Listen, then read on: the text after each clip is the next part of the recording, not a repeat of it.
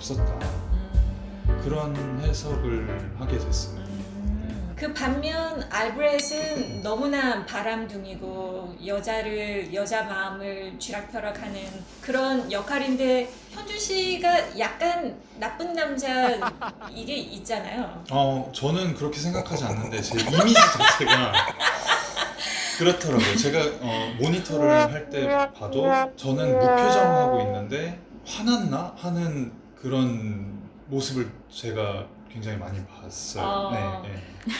그래서 느끼게 됐죠. 근데 제가 성격이 물론 굉장히 예민한 부분도 있고 하지만 나쁜 남자 스타일은 연애할 때는 사실 그렇지 않거든요. 네네네. 그렇죠. 네, 연애할 네, 때는 네. 좀 지고지순한 그런 게 있는데 네. 약간 밀당 잘할 것 같고 더더군다나 현준 씨의 거의 시그니처 롤인 오네긴이 워낙 나쁜 남자다 보니 매력적이지만 나쁜 남자, 그러니까 빌린이라는 얘기가 아니고 그런 여자의 마음을 쥐락펴락하는 마성이 있는 역할을 너무 찰떡같이 잘해서 아마 좀 그런 이미지가 좀 있죠. 네. 근데 지금 강예나의 신신 2편이 에피소드 2편이었나요? 그때 잠깐 말씀하신 거를 들었는데 배우분들도 악역을 연기할 때 자기가 악역이라고 생각하지 않는다고 말씀을 하시더라고요. 근데 맞습니다. 그게 정말 너무 와닿았어요. 왜냐면 어. 오네긴을 연기할 때 오네긴 이 사람이 나쁜 놈이야 라고 생각하고 연기를 하면 그렇죠. 너무 부자연스러운 연기가 그렇죠. 나오더라고요. 그래서 항상 오네긴을 연기할 때 이 사람한테 최대한 연민을 가지려고 하고 이 사람이 이렇게 행동할 수밖에 없었던 상황에 대해서 계속 저한테 좀 약간 세뇌를 시키는 것 같아요. 그래서 그 공연을 한 번이건 두 번이건 올리고 나서는 빠져나오는 게 굉장히 힘들더라고요. 저도 처음에 그런 경험을 했었어요. 저희 발레단이 오네긴을 정확히 2009년인가 했었을 거예요. 네, 2008년인가. 네. 근데 저 역시도 그 전에 ABT에서 있었을 때 오네긴이라는 작품을 여러 번 하긴 했지만 저는 타티아나가 아니었고 뭐 코드 발레나 이런 거를 했었었는데 처음으로 그런 드라마 발레에서 오네긴 드라마 발레에서 주역을 하고 연기를 발레 마임 이런 게 아니고 정말 연극적으로 실사 연기를 처음 해보니까 그거 프리미어 끝난 다음에 그 역할에서 못 태어나오고 약간 우울증 걸렸던 기억이 나요. 네.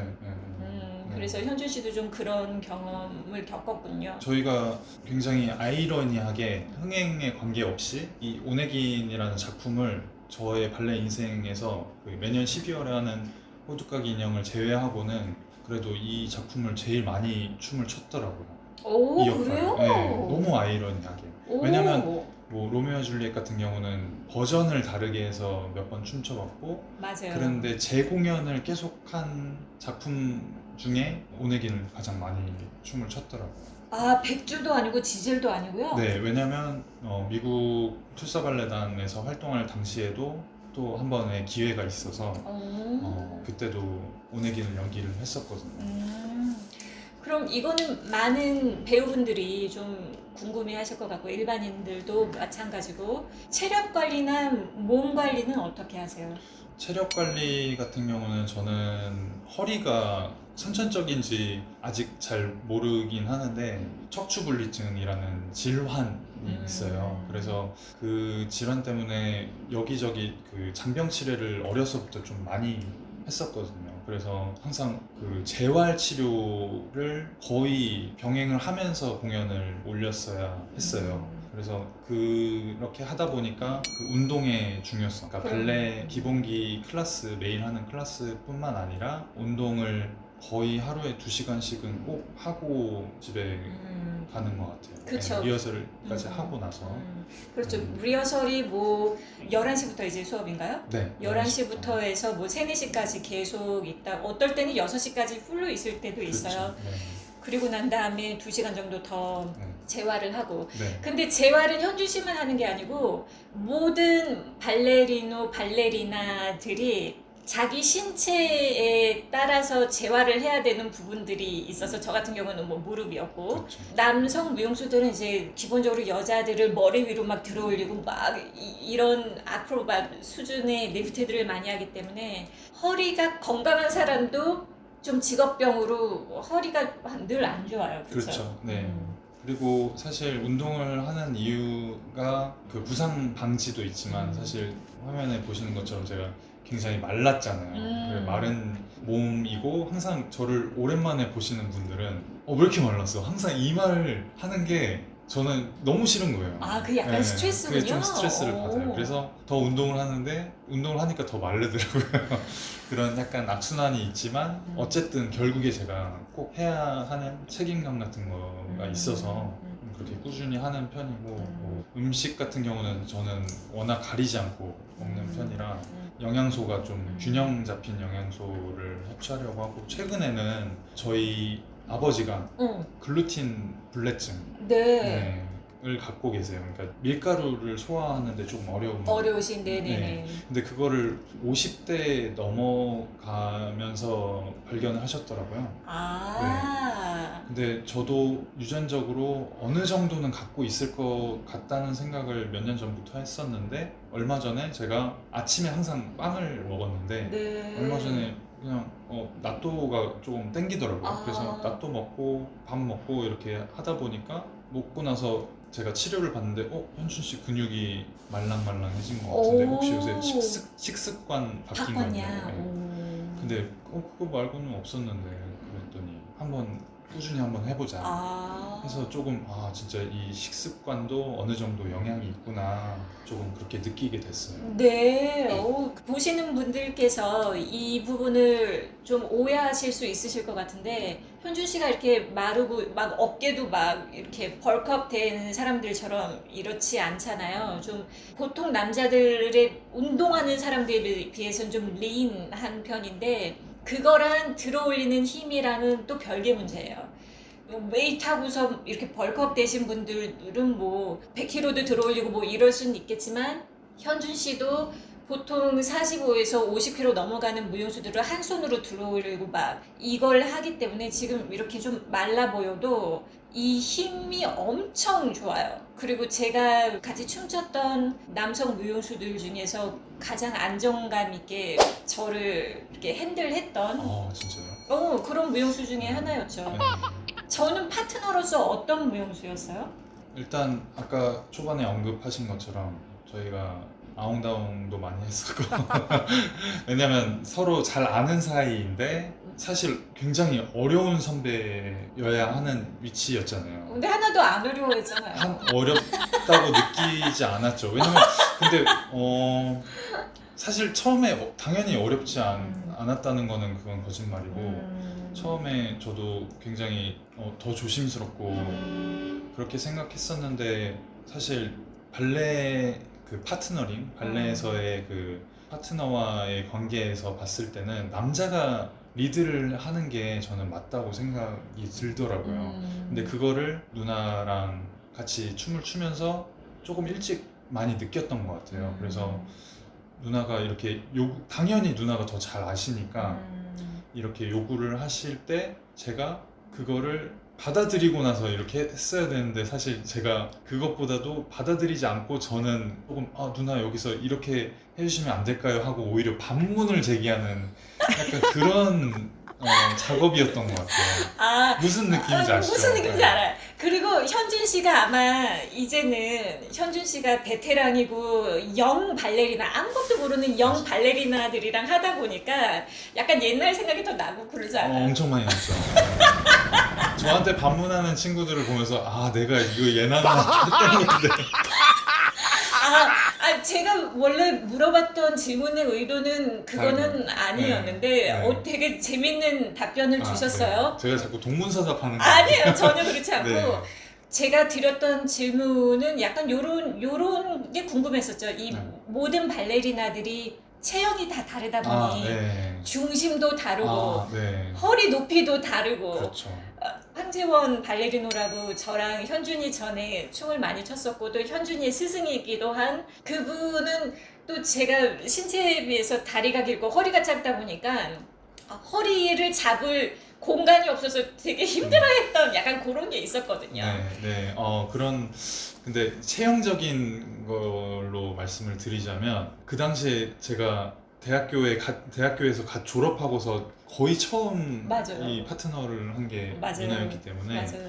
다른 사람들이랑 비교하는 것은 조금 어려웠고 네네. 어쨌든 정말 이 세상 몸이 아니시잖아요. 아우 이 아니에요. 세상 몸이 큰일 나요. 아니세요. 큰일 나요. 아니 그런 말 진짜로 하면. 여기 강예나의 신신 1편에서 또 다시 한번 그 누나의 그 저세상 라인을 느꼈던 게 그 진짜 그 로미오 앤 줄리엣에서 딱 이렇게 아라베스크를 하고 딱 보시는 그 라인을 보고 와 진짜 이거는 한국에서 정말 나오기 힘든 현재까지 통틀어서 아우 정말 큰일 나요. 힘든 아니에요. 그 이제는 다 라인. 길쭉길쭉해요. 그러니까 네, 물론 지금 시대가 조금 지나면서 어린 친구들이 그런 비슷한 체형을 가지고 있었지만 그런 체형을 가지고 있으면서 그 자리까지 이제 올라가는 사람들이 사실 드물죠.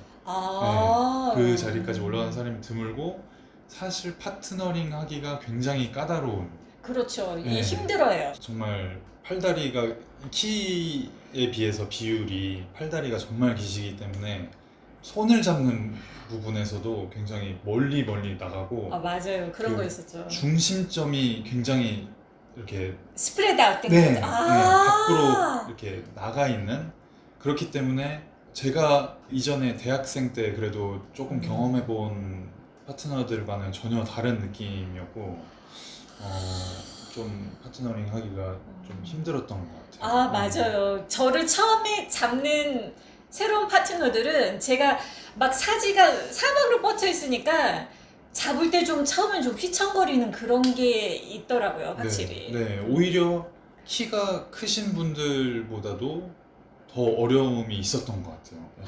그러니까. 네. 맞아요. 그래서 제가 다른 여자들은 잘 잡으면서 나는 왜 이렇게 잡나. 그런 부분도 좀 있었던 것 같아요. 네, 맞아요. 그래서 저희들이 어쨌든 강인하의 신신인데 또 현준 씨가 최근에 다음 작품으로 연기를 해야 되는 작품이 있잖아요. 그 작품도 네. 좀 소개를 해주세요. 네, 그렇죠. 더 발레리나라는 작품인데요. 작품은 언제지? 2020. 휴가 끝나고. 작년이었죠. 2022년. 네네. 네, 이 작품은 2022년에 초연을 했고요. 처음에 공연된다고 했을 때 사람들이 이거 뭐야? 왜냐면 발레하는 사람들의 일상을 그린 내용이어서 안무가? 네, 그 연출 자체가 안무자가? 네. 그러니까 안무자가 누구자? 이거 안무자가? 안무가? 근데 저희가 이렇게 안 맞을 때가 있어요. 이렇게. 네, 그러니까 안무가 저희 발레단의 유병헌 예술 감독님이신데 연출을 발레리나의 일상을 그리는 그리고 무대 뒤의 모습까지 보여주는 그렇죠. 약간 그런 공연이라서 처음에 이거 우리 맨날 하는 건데 재미없을 것 같아 라는 의견이 분분했어요. 그런데 처음 리허설이 진행되고 할 때는 저희 실제 발레 마스터이신 선생님께서 연기를 하고 녹음을 음악에 입힌 상태에서 제가 발레 마스터 역할이었는데 그냥 연기를 하는 척을 그렇죠. 약간 립싱크처럼. 립싱크로 하는 걸로 컨셉을 잡게 처음 리허설을 진행을 했는데 저희 발레단의 많은 사람들이 이거는 재미없다. 약간 리스크가 크다는 의견들이 많이 나와서 첫 공연 2주 전에 제가 갑자기 대사를 하는 사람으로 변해버린 거예요. 근데 제가 그 전에 오네긴이나 이런 실사 연기에 가까운 연기를 해보긴 했지만 무대에서 마이크를 차고 대사를 한다는 것 자체는 저는 좀 너무 충격적이었고 이 공연도 준비도 많이 못하는데 제가 그걸 잘 해낼 수 있을까 하는 두려움이 진짜 많이 앞섰어요. 심지어 그 대사까지 본인이 직접 써야 됐잖아요. 네, 왜냐면 그 대사 처음에 녹음으로 펴진 그 음악에 있는 대사들이 있었는데 그런 부분들을 조금 자연스럽게 네 스타일로 풀어봐 하고 알았지? 내일 한번 보자 이렇게 하신 거예요. 그래서 안무자 선생님도 중국 분이세요. 그리고 저희 발레단 단장님도 미국 미국 여권을 가지고 계신 관장님이시기 때문에 그런 대사를 저한테 이렇게 직접 주시는 분이 없고 그냥 이런 식으로 했으면 좋겠어 항상 지적이 그런 식으로 왔던 것 같아요. 그리고 어쨌든 제가 대사를 하는 거기 때문에 제 대사를 기본 베이스를 토대로 현주 살을 씨답게. 익히는 그렇죠. 그거는 당연히 해야 되는 작업이라고 생각을 했고 그래서 진짜 지금 대본을 잠깐 보여드리면 진짜 이런 식이에요. 다 지우고 써보고 다 지우고 뭐 써보고 약간 이런 식으로 연기하시는 분들이 보면은 저런 엉터리가 어딨어 이러실 것 같아요. 저도 사실 컴퓨터 같은 거에 대해서 잘 익숙치가 않아서 그냥 약간 이런 식으로 하고 아니면 핸드폰에 메모해서 네. 적고 그냥 암기하고 이렇게 했던 것 같아요. 그리고 마이크를 차긴 했는데 목소리가 웅웅거려서 그때 누구한테 좀 도움을 구하지 않았나요? 네, 맞아요. 처음 제가 그 무대에서 대사를 해야 된다고 얘기를 듣고 나서 제일 걱정됐던 부분이 저의 발성이거든요. 제가 발성을 어디서 배워본 적도 없고 해서 그거를 누구한테 부탁을 해야 되나 하던 찰나에 제 고등학교 동창이 원래 성악 전공이었는데 이태리 밀라노에서 유학도 하고 거기서 합창단에서 활동도 하다가 현재는 보컬 트레이닝도 하는 그런 친구가 있어서 이 친구한테 도움을 받아보자 하고 연락을 했더니 한번 와. 그래서 바쁜 와중에 시간을 내줘서 그래도 속성으로 처음 가고 나서 이제 다음날 그 리허설을 했을 때 그래도 반응이 나쁘지 않더라고요. 그리고 어떻게 이렇게 확 바뀔 수가 있었죠? 일단 제일 기본적인 것 제가 원래 항상 말을 먹는 스타일이라서 그거를 밖으로 내는 것 자체가 제일 좀 중점적이었던 것 같아요. 그렇죠. 내뱉는 거. 우리 배우들은 소리가 입에서 나와야 된다. 입에 있어야 된다. 이런 느낌이죠. 네. 그리고 제가 굉장히 저음이기도 하고 무용수들은 말을 굉장히 조용히 해야 되기 때문에 그게 항상 몸에 배어 있어요. 맞아요. 지금 인터뷰 할 때도 이 강예나의 신신 보시는 분들도 조금 불편하신 분들이 있다면 죄송합니다. 그래서 제일 그냥 기본적인 것 발성으로 풍선을 주더라고요. 풍선을 주고 어느 정도 분 상태에서 네가 할 수 있는 이 대사들을 한번 해봐 그랬더니 처음에 훅 불어놓고 제가 진짜 말 그대로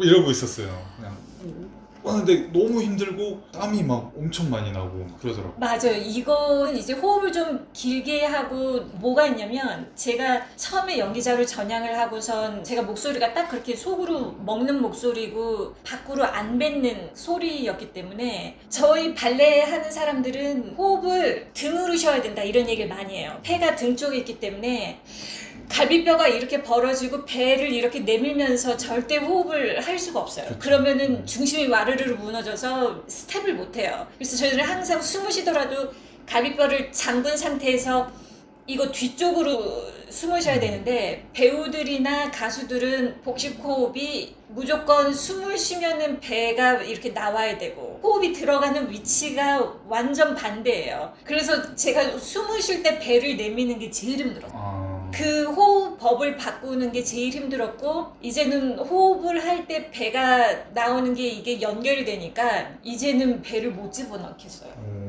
근데 그런 말을 먹는 거를 가지고 계셨다는 게 저는 몰랐어요. 왜냐면 발레 무용수 중에 제일 말씀을 잘하시는 그거랑 소리랑은 별개 문제죠. 그거 왜냐면 발레 할 때도 저는 이런 해설이나 사회 같은 걸 많이 봤었기 때문에 다른 발레 하는 분들보다는 말을 많이 하는 일들이 많았는데 소리 자체는 제가 제일 많이 지적을 들었던 게 소리가 안 나온다 이거였거든요. 그리고 막 이렇게 소리를 지른 여기서 복식호흡으로 발성이 안 나가 항상 목소리 뒤집어지고 이랬었거든요.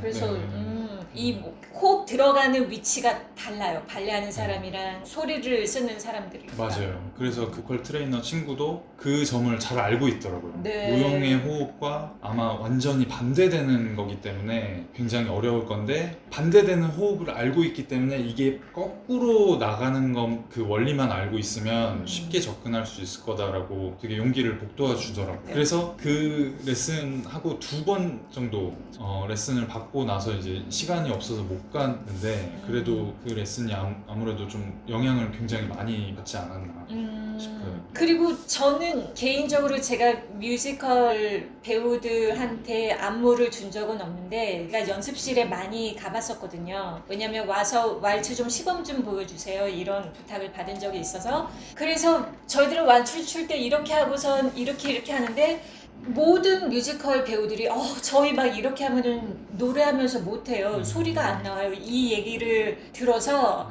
기본적으로 좀 이렇게 하는 이유가 노래를 하면서 해야 되기 때문에 발레리나들처럼 이렇게 풀업을 해서 노래를 못 하시더라고요. 그래서 이거 위치가 굉장히 다르구나 이 생각은 했었죠. 네.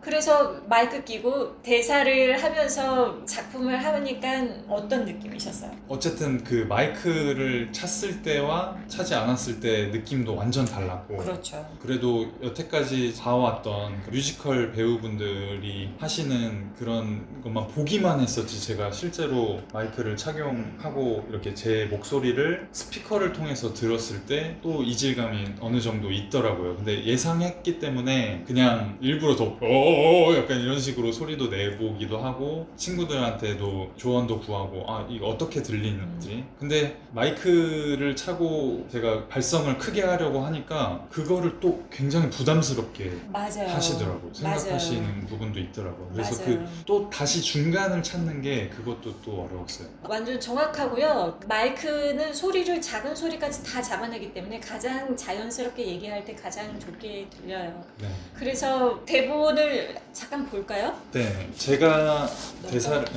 대사를 하는 부분은 그렇게 많진 않아요. 이 극이 작품이 한 1시간 정도 되는 작품인데 일단 작품의 전개에 대해서 간단히 설명을 드리면 저희 무용수들의 일상 처음에 클래스를 진행을 해요. 발레 마스터가 굿모닝 클래스 시작할까요? 이렇게 시작을 하면서 실제 클래스를 할 때 저희가 조금씩 매일 조금씩 다른 순서를 주면서 몸을 푸는 그 바를 잡고 하는 그런 장면이 나오고 그 바 장면이 끝나면서 자 그러면 남자분들 바 옮겨주시고 여자분들 준비되는 대로 국무 리허설 시작할게요 라고 하고 이제 시작을 하고 그러다가 뭐 약간의 해프닝들이 있는 다음에 주역 여서를 연결해서 시작을 해요. 그리고 주역 여자 명수가 발목을 접질리면서 괜찮아요? 라고 하는 그 부분이 나오고 잠시만요 조금 쉬었다 가겠습니다 이렇게 왔다 갔다 하는 그리고 새로운 그 발레리나 신입 발레리나가 제가 한번 해봐도 될까요? 해서 그 신입 발레리나가 성공적으로 공연을 마치게 되는 그런 스토리예요. 네. 그래서 작년에 근데 연기 잘한다고 되게 호평이 있었어요. 관객들 반응 굉장히 좋았잖아요. 네,